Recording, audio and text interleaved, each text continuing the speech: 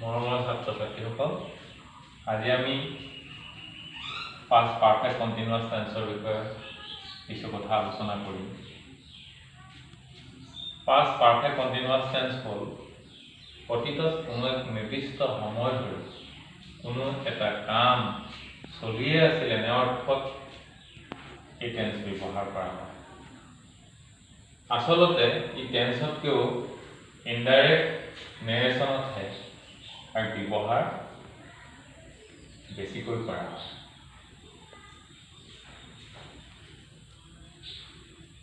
উদাহৰণ হিচাপে আমি চাওঁ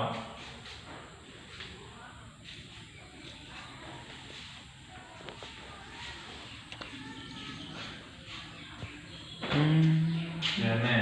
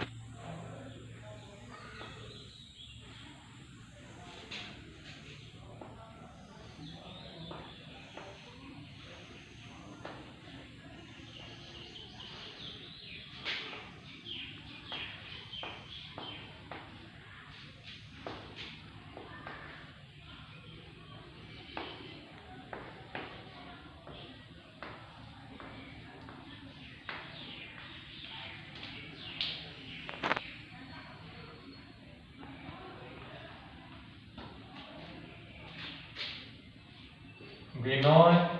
had been writing the novel for 3 years. ইয়াৰ অৰ্থ বিগত 3 বছৰ ধৰি বিনয়ে নভেলখন লিখি আছে। আচলতে পাষ্ট পাৰফেক্ট কণ্টিনিউয়াছ টেন্সৰ অৰ্থ প্ৰেজেন্ট পাৰফেক্ট কণ্টিনিউয়াছ টেন্সৰ অৰ্থকে কিছু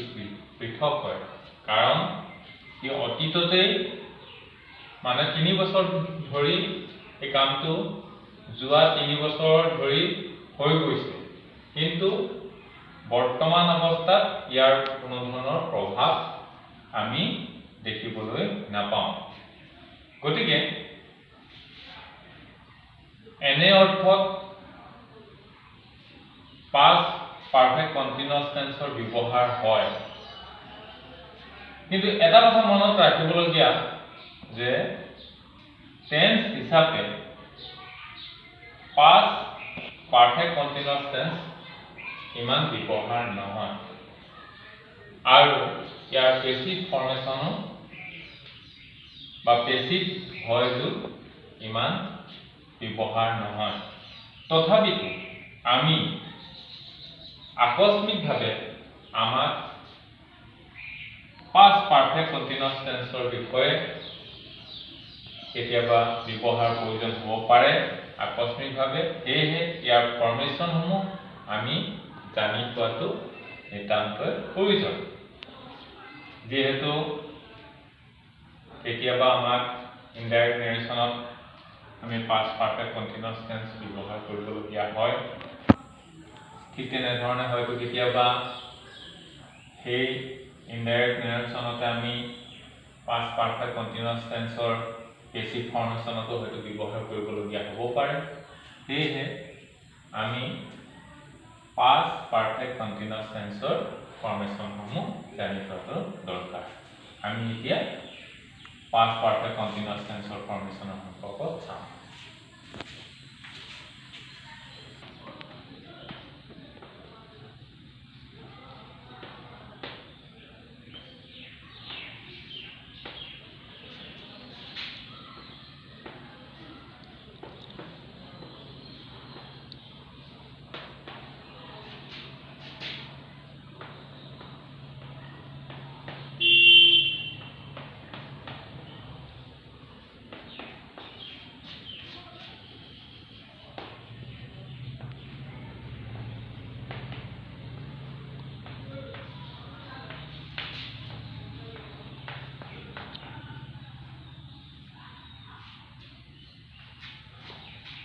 এনেধৰণে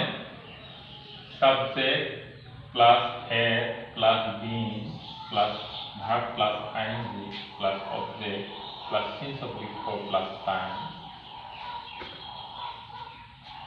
এই ফর্মেশনতে past perfect continuous tense মানে গঠন হৈ থাকে past perfect continuous tense এর গঠন প্ৰণালীটো এই অবশ্যই কেতিয়াবা আমি since oblique for plus time এই অংশটো নাপাবও পাৰো নাথাকিবও পাৰো গতিকে আমি এটা কথা জানি থোৱাটো ভাল যে subject plus head plus being plus verb plus ing plus object এই অংশকেইটাই হৈছে প্ৰধানত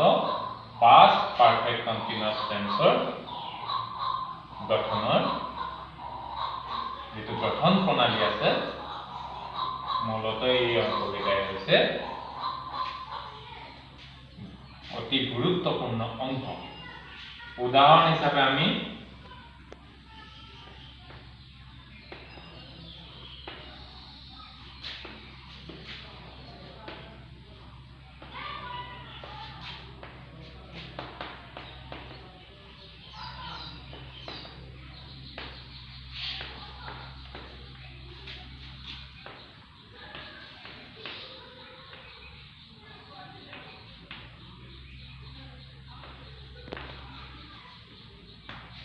সময় এটা ধৰি ললো for 3 years অৰ্থাৎ বিনয় has been writing the novel বিনয়ে উপন্যাসখন লিখি আছে সময় লৈছিল প্ৰায় 3 বছৰ গতিকে এনে অৰ্থত আমি এই বাক্যটো পৰিবেশন কৰিছো বা এই বাক্যটো অৰ্থটো এনে ধৰণৰ ইয়াত বিনয় হল সাবজেক্ট তাৰ পিছতে হেড সহায়কাৰী হিচাপে আছে তাৰ পিছত বিন অংশটো আছে তাৰ পিছত verb plus ing right plus ing আছে ৰাইটিং আছে অবজেক্ট আছে the novel since oblique for plus time for 3 years সংখ্যাৰ যেটা আমি সময়টো কাউন্টেবল টাইমৰ ক্ষেত্ৰত for ব্যৱহাৰ কৰা হয় সেইকাৰণে for 3 years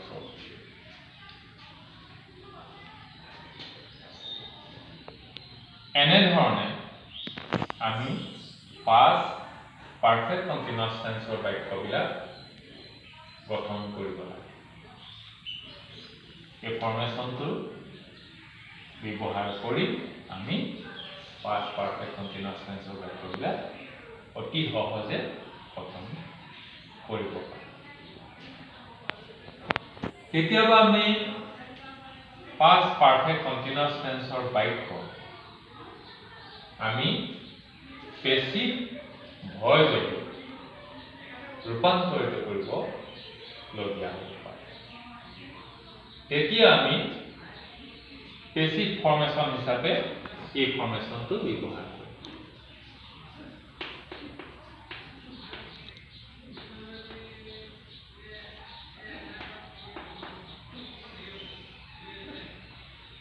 আমি জানো যে অ্যাক্টিভ ভয়েসৰ সাব অবজেক্টটো অ্যাক্টিভ ভয়েসৰ যেটো অবজেক্ট থাকে সেই অবজেক্টটো প্যাসিভ ভয়েসৰ সাবজেক্ট হিচাপে ব্যৱহাৰ কৰিব গতিকে এই ফৰ্মেশনটোৰ যেটো অবজেক্ট আছে এই অবজেক্টটো আমি কি কৰিম যেতিয়া আমি প্যাসিভ ভয়েস কৰিম তেতিয়া তাক আমি সাবজেক্ট হিচাপে ব্যৱহাৰ তাৰ পিছত হেড ব্যৱহাৰ কৰিম তাৰ পিছত আমি বিন ব্যৱহাৰ কৰিম তাৰ পিছত আমি বিন বুলি এক আৰু নতুন এক শব্দ ব্যৱহাৰ কৰিম তাৰ পিছত আমি মেইন ভাৰ্বটো ইয়াত ভাৰ্ব প্লাস ing আছে সেই মেইন ভাৰ্বটো আমি কি কৰিম past participle ফৰ্মলৈ ৰূপান্তৰিত কৰিম past participle form of main verb কৰিম তাৰ পিছত by বুলি এটা অংশ আমি যোগ কৰিম প্লাস আমি এই যেটো এক্টিভ ভয়েসৰ সাবজেক্ট থাকিব এই সাবজেক্টটো আমি কি কৰিম পেসিভ ভয়েসত আমি অবজেক্টৰ স্থানলৈ স্থানান্তৰিত কৰিম গতিকে এই সাবজেক্টটো আমি অবজেক্টৰ স্থানলৈ লৈ আহিলো তাৰ পিছত যেটো ডিউৰেশন since oblique 4 plus time যেটো অংশ আছে এটো তেনে ধৰণে থাকিব since oblique 4 plus into time বা এই অংশটো ডিউৰেশন বলতো এই অংশটো পৰিৱৰ্তন হয় গতিকে এই ফৰমেশনটো ব্যৱহাৰ কৰি অতি সহজে আমি past perfect continuous tense বাক্যবিলাক পেসিভ ভয়েসলৈ ৰূপান্তৰিত কৰিব পাৰি এই বাক্যটোলৈ মন কৰা তোমালোকে যে বিনয় had been writing the novel for 3 years ইয়াত বিনয় হল সাবজেক্ট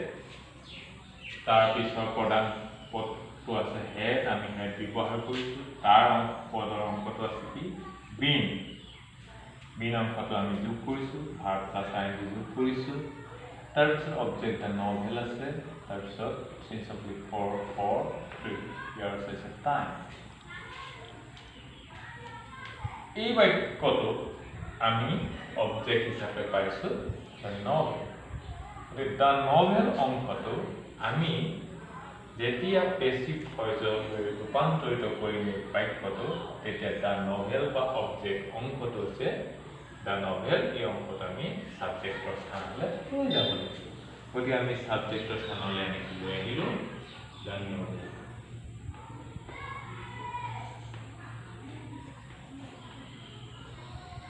তাৰ পিছতে কৈছে এই ফৰমেশনটো কৈছে যে সাবজেক্টটো আমি বিচাৰি পোৱাৰ পিছত আমাক হেড নামৰ এই অংশটো প্ৰয়োজন আছে আমি হেড অংশটো ইয়াত যোগ কৰিম তাৰ পিছতে হেড অংশটোৰ পিছত আমাক এই ফৰমেশনটোৱে কৈছে যে পুনৰ যে বিন অংশটো যোগ কৰিব লাগিব আমি বিন অংশটো যোগ কৰি দিলো বিন অংশটো যোগ কৰাৰ পিছত কৈছে যে বিন বুলি আৰু এক অংশ আছে এই অংশটো যোগ কৰিব লাগিব তাৰ পিছত আমি বিন অংশটো যোগ কৰিম তাৰ পিছতে কৈছে যে past participle form of main verb গতিকে আমি ভাৰ্বটো ইয়াত চাইছো যে verb plus ing আছে গতিকে verb plus ing অংশটোক আমি কি কৰিব লাগিব past participle form of main verb লৈ ৰূপান্তৰিত কৰিব লাগিব হে আমি right verb past participle form to কি হ'ব written verb to অৰ্থাৎ আমি past participle form right verb ইয়াত লিখিলো তাৰ পিছতে past participle অংশটো লিখাৰ পিছত ফৰমেশনটো কৈছে যে by নামৰ আৰু এক পদৰ ইয়াত যোগ কৰিব লাগিব আমি by অংশটো আগত যোগ কৰি দিলো তাৰ পিছতে আমাক অবজেক্টটো যোগ কৰিবলৈ কৈছে অবজেক্টটো ক'ত থাকিব সাবজেক্টত থাকিব সাবজেক্ট কি আছিল বিনয় এই বিনয় অংশটো আমি অবজেক্টৰ স্থানলৈ লৈ গলো বিনয় তাৰ পিছত আমাৰ যেটো সময় অংশ আছে ডিউৰেশনৰ যেটো অংশ আছে সেই অংশটো পৰিৱৰ্তন নহয় যেনেকৈ আছে তেনেকৈ আমি ইয়াত উদ্ধৃত কৰিব লাগে গতিকে 3 years আছে নহয় এই অংশটো আমি 3 years হিচাপে আমি ইয়াতে ৰাখি থওঁ 3 years এনেধৰণে খুব সহজ পদ্ধতিৰে আমি past perfect continuous tense বাক্যবিলাক গঠন কৰিব পাৰোঁ আৰু লগতে সেই past perfect continuous tense আমি যিবিলাক গঠন কৰা বাক্য আমি এই ফৰ্মেশনটোৰ জৰিয়তে পেছিভ ভয়েছলৈ আমি ৰূপান্তৰিত কৰিব পাৰোঁ আমি আৰু এটা উদাহৰণ আমি চাওঁ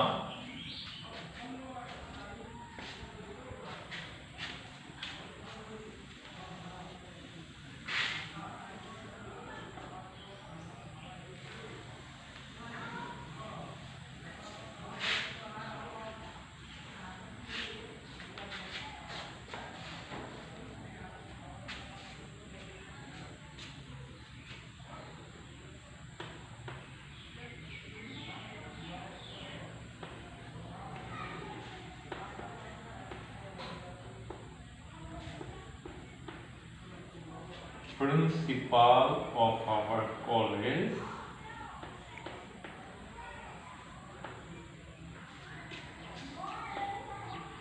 have been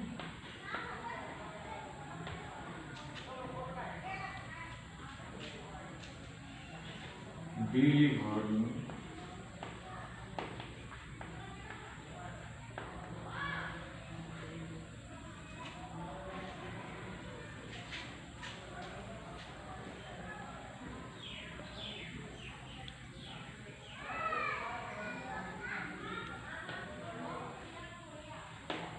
space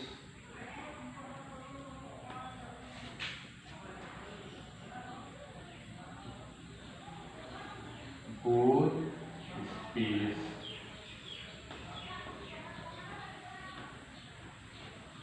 for half an hour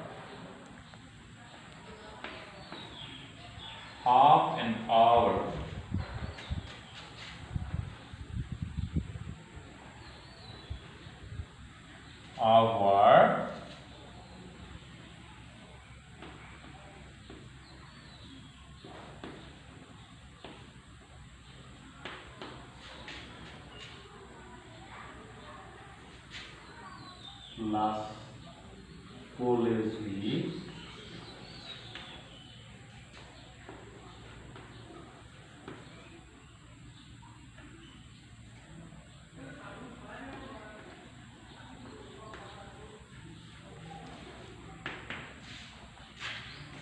আমি এটা বৰ দীঘলীয়া বাক্য এটা লিখিছোঁ ইয়াতে আমি প্ৰথম অংশকেইটা বাছি উলিয়াব লাগিব হেডৰ যি আগৰ অংশ সেই অংশটো হৈছে subject which is the principal of our college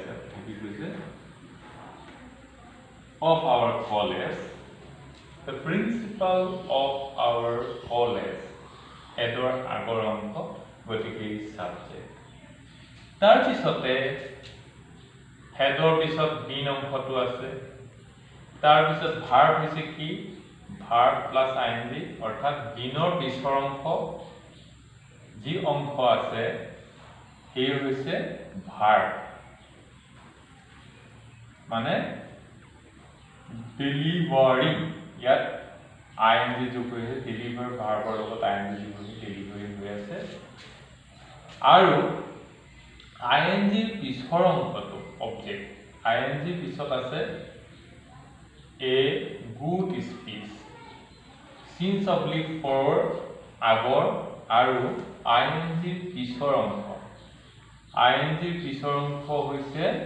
A good speech আৰু সিন্স অবলিক ফৰ আগৰ অংশত আছে এ গুড স্পিচ এইটো পৰা আমি গম পালো যে অবজেক্ট তাৰ পিছত for half an hour in the last college week of instruction গতিকে এইখিনি আমাৰ for since oblique for পিছৰ অংশখিনি আমাৰ পৰিৱৰ্তন নহয় যেহেতু আমি একেলগে এইখিনি পিছত উদ্দিত কৰিব পাৰিম গতিকে আমি এতিয়া এই দীঘল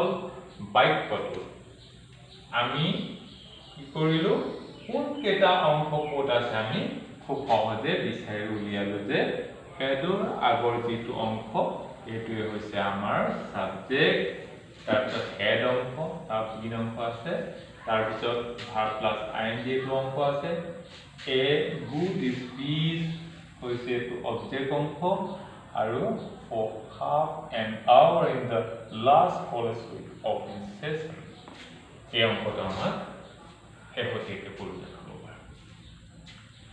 এতিয়া এই দীঘল বাক্যটো আমি যদি কেনেবাকৈ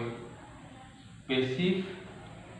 ভয়েছলৈ ৰূপান্তৰিত কৰিব বিচাৰো তেনেহলে কি কৰিব লাগিব যে আমি এই ফৰ্মেশনটোলৈ লৈ যাবগে লাগিব গতিকে আমি এই বাক্যটোত আমি পাইছো অবজেক্ট কি পাইছো যে এ গুড স্পিচ অংশটো হৈছে অবজেক্ট এই অবজেক্ট অংশটো আমি কি কৰিব লাগিব সাবজেক্টৰ স্থানলৈ লৈ যাব লাগিব আমি ইয়াত সাবজেক্টৰ স্থানলৈ এনেকৈ লৈ আহিম এ গুড স্পিচ বুলি লিখিলো স্পিচ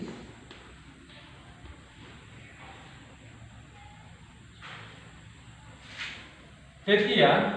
আমাৰ সাবজেক্টৰ অংশটো আমি আমাৰ হৈ গ'ল এ গুড স্পিচ বুলি আমি লিখাৰ লগে লগে আমাৰ সাবজেক্টৰ অংশটো আমি পাই গ'লো তাৰপিছত আমি ফৰ্মেশনটোলৈ মন কৰিলো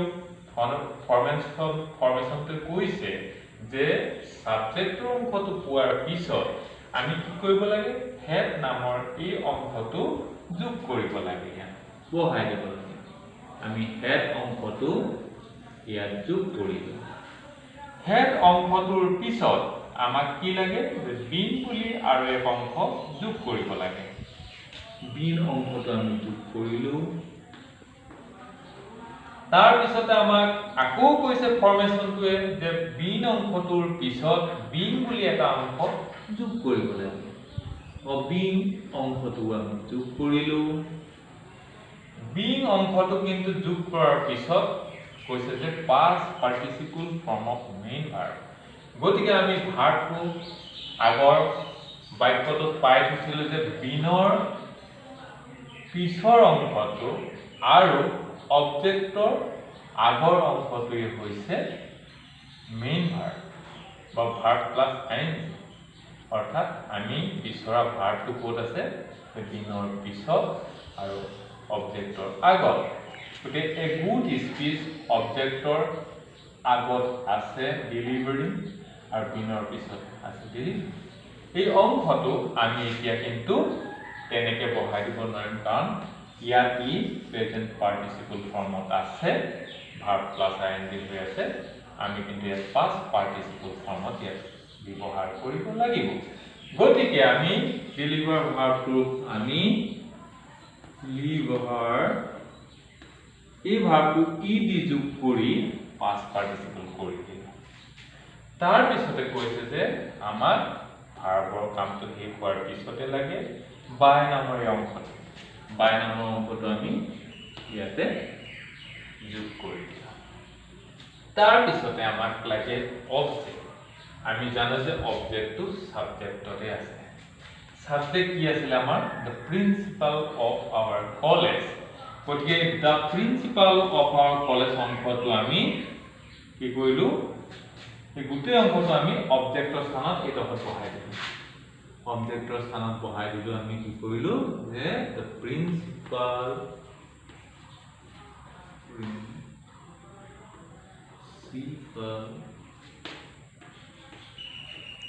of our college তাৰ পিছৰ যি অংশকে এটা আছে সেই অংশটো আমি যেনেকৈ আছে ইয়াত উল্লেখ কৰি দিওঁ for half an hour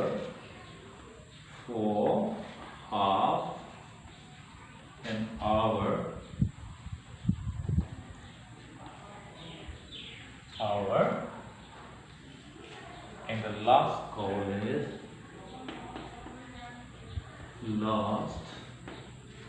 college open pronunciation.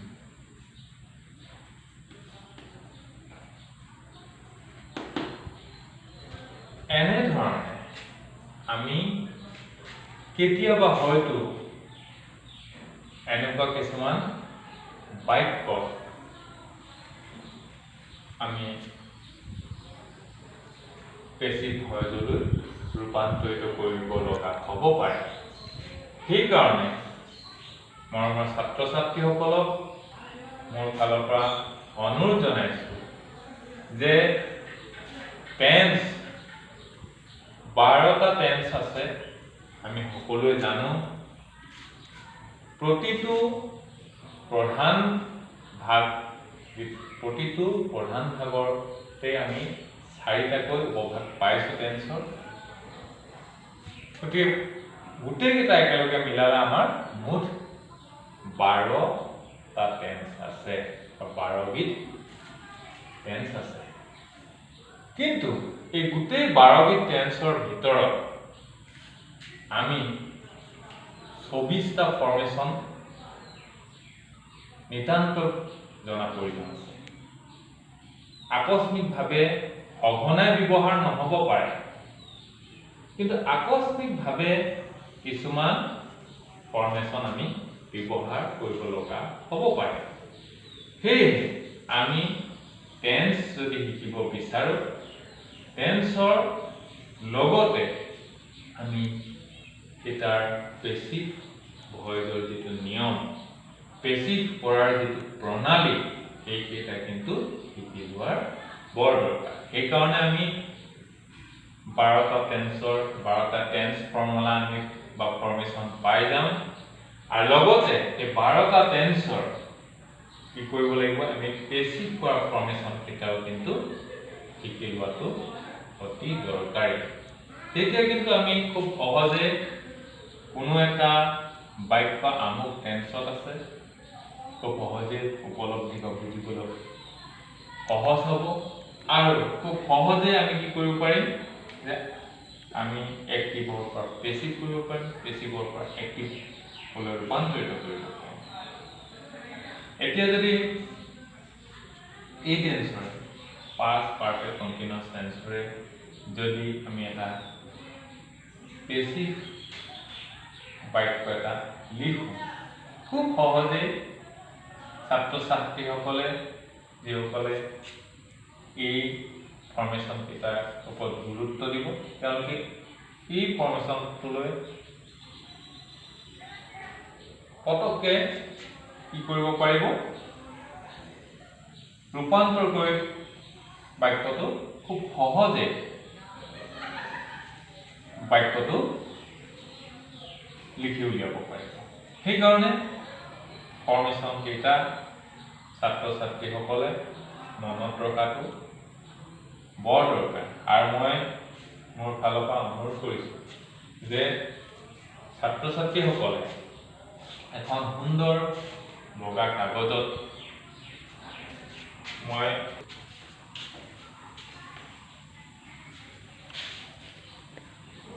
পঢ়াৰ টেবুলৰ সন্মুখত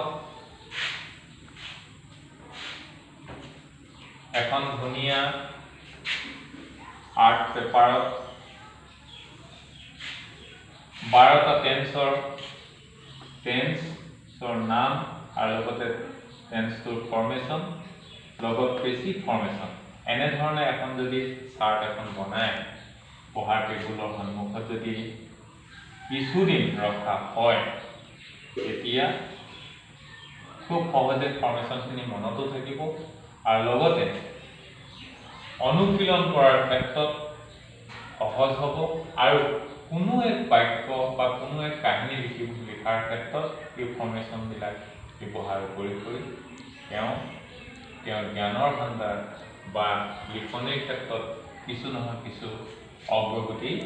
সাধন কৰিব পাৰিব বুলি মই ভাবোঁ। গতিকে ছাত্ৰ ছাত্ৰীসকলক আজি পাষ্ট পাৰফেক্ট কণ্টিনিউয়াছ টেন্সৰ যি দুটি ফৰ্মেশ্যনৰ সম্পৰ্কত অৱগত কৰোৱা হৈছে, তোমালোকে নিশ্চয় এই ফৰ্মেশ্যন কেইটা গুৰুত্ব সহকাৰে ব্যৱহাৰ কৰি চাবলৈ মোৰ ফালৰ পৰা অনুৰোধ জনাই আজি পাঠ ইমানতে সামৰণি